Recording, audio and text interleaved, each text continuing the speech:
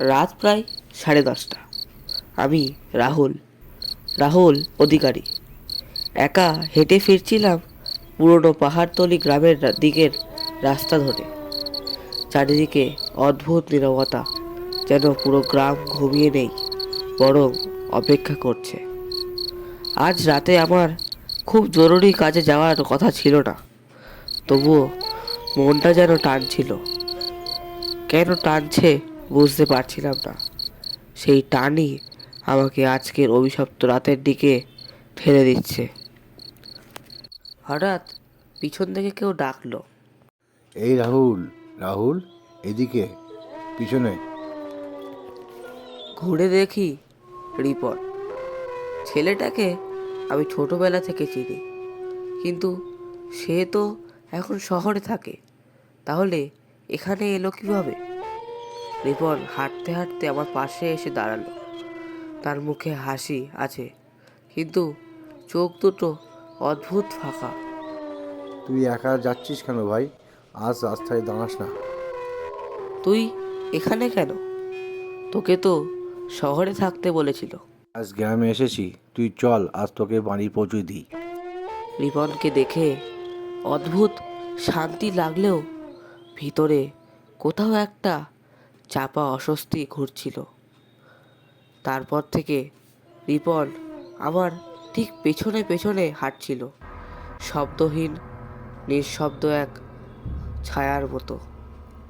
আমরা বাঁশবাগানের পাশের অন্ধকার রাস্তায় ঢুকতেই কেউ হঠাৎ ডাকে, দাদা, দাঁড়ান। রক্ত হিম হয়ে যাওয়ার মতো নরম ঠান্ডা, কিন্তু ঠান্ডা গলা।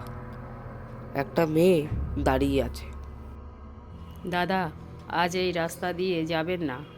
আজ কিছু খারাপ ঘটতে পারে। কেন, কি হয়েছে? আপনি এক্ষুনি ফিরে যান। রিপন সামনে এগিয়ে বলল। আমরা ঠিক আছি, তুমি এখান থেকে যাও। ওর গলাটা কেমন যেন ভারী।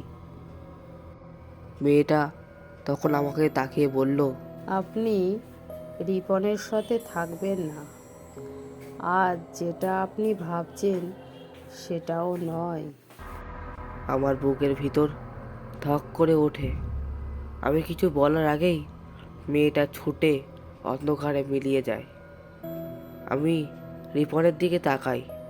রিপন স্থির দাঁড়িয়ে শুধু তাকিয়ে আছে। তার চোখ দুটি যেন কালো হয়ে গেছে। আমরা যখন গ্রামের পুরনো ভাঙা বাড়িটার সামনে পৌঁছলাম, হঠাৎ রিপন থেমে গেল। রাহুল, তুই জানিস এখানে কারা মারা গেছে? একটা মেয়ে, তার নাম হলো অঙ্কিতা। আমি চমকে উঠলাম। অঙ্কিতা? আমার কলেজের বন্ধু? মৃত্যুর অনেক আগেই আমার সাথে কথা বলা বন্ধ করে দেয়। আমি খবর পেয়েছিলাম ও নাকি পুকুরে পড়ে মারা গেছে। রিপন আবার বলল। সে এখনো মরে যায়নি ঠিক মতো। আমার শ্বাস বন্ধ হয়ে গেল যেন। রিপন ধীরে ধীরে মাথা তুলে আমার দিকে তাকালো। তার চোখ দুটো পুরো সাদা। আমার শরীর ঠান্ডা হয়ে গেল। হঠাৎ সামনের বাড়িটার ভেতর থেকে শব্দ এলো। কেউ নখ দিয়ে কাঠ ঘষছে। রিপন হঠাৎ অদৃশ্য হয়ে গেল। 1 সেকেন্ড আগেও পাশে ছিল, শুধু ঠান্ডা বাতাসটুকু রয়ে গেল। আমি নিঃশ্বাস আটকে দাঁড়িয়ে আছি। তখন ছায়ার মতো কেউ ধীরে ধীরে বেরিয়ে এলো। অঙ্কিতা। কিন্তু সে তো বেঁচে নেই, তবুও মরে নেই। হাত পা পুরো আলাদা রকমের দেখতে হয়ে গেছিল, কিন্তু চোখ দুটো জীবন্ত, যেন আগুনে জ্বলছে। রাহুল, তুই দেরি করে ফেলেছিস। তুমি অঙ্কিতা? ওরা আমাকে যেতে দেয়নি। ওরা রিপনকে ব্যবহার করেছে। রিপন মারা গেছে 3 দিন আগে। তুই যে রিপনকে দেখেছিস সেটা রিপন নয়। আমি থতমত খেয়ে পিছিয়ে গেলাম। হাওয়ার মতো ঠান্ডা একটা দমকা এসে আমার গলা ছুঁয়ে গেল। অঙ্কিতা কাঁপতে কাঁপতে বলল, আজ রাত 12টার আগে যদি তুই এখান থেকে না পালাস, তোর শরীর আর আত্মা দুটোই ওদের লাগবে। তারপর এক ঝটকা হাওয়া, তার শরীর আচমকা মাটির সঙ্গে মিশে গেল, যেন সে জীবন্ত মরা হয়েই ছিল। হঠাৎ আমি পিছন ঘুরতেই দেখি রিপন দাঁড়িয়ে, তার মুখ থেকে হালকা রক্ত ঝরছে, চোখ দুটো ফাঁকা, একদম মৃতের মতো। আমি ফিরতে চাই রাহুল, ওরা আমাকে যেতে দিচ্ছে না। তার কণ্ঠ ভাঙা ব্যথায় ভর্তি। আমি বুঝলাম সে কোনো তুষ্ট আত্মা নয়, সে নিজেও আটকে আছে এই অভিশাপে। আমার চোখে জল চলে এলো।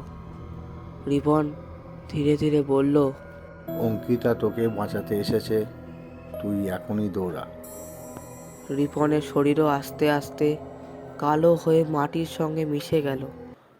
আমি দৌড়াতে শুরু করলাম।